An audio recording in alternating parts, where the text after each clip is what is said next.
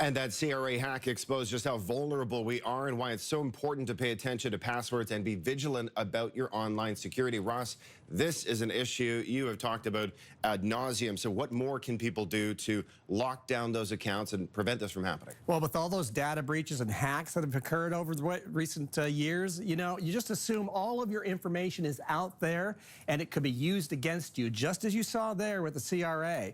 We've shown you before how to lock this down. We want to make sure you can see it again so you can protect yourself. You spend a lot of time online. Oh, yes. How many online accounts do you think you have? Oh my God, way too many. Research shows the average user has about 90 online accounts. Personal data at risk. Password is very important for me. It's incredibly important because you have passwords to protect super important information. Multiple data breaches have made passwords vulnerable. So if you type in your password, Alyssa is trying to help her mom. The website Have I Been Pwned reveals her email and passwords have been compromised. it's been seen 62 times before in a data breach. So you should definitely change it. How often do you change your password?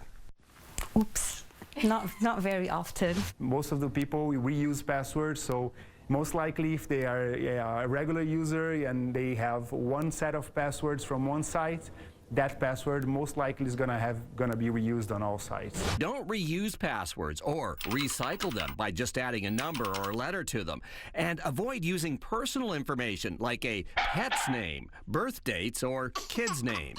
Those things are so easy to guess, especially like people in my generation that are so invested in social media, and you can just creep anyone and you can go, oh, okay, there's your cousin, there's your dad, there's your car, there's your pet. Hackers prey on those easy pickings. Mix it up. Close to 8 to 11 characters as well as numbers. Not enough, according to Tech Insider. Hackers use programs to crack them. An 11-character password would take a computer 3 days at 1,000 guesses per second to crack.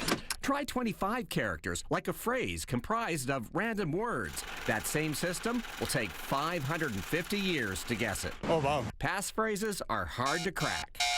Change them frequently. Password managers can help. Delete accounts you no longer use. If there's no way to do that, then delete the personal information in the profile and change the password. I'm literally going through my computer right now because I just re-updated it and everything, and going through and looking at all my old passwords and removing it all. That's a wake-up call.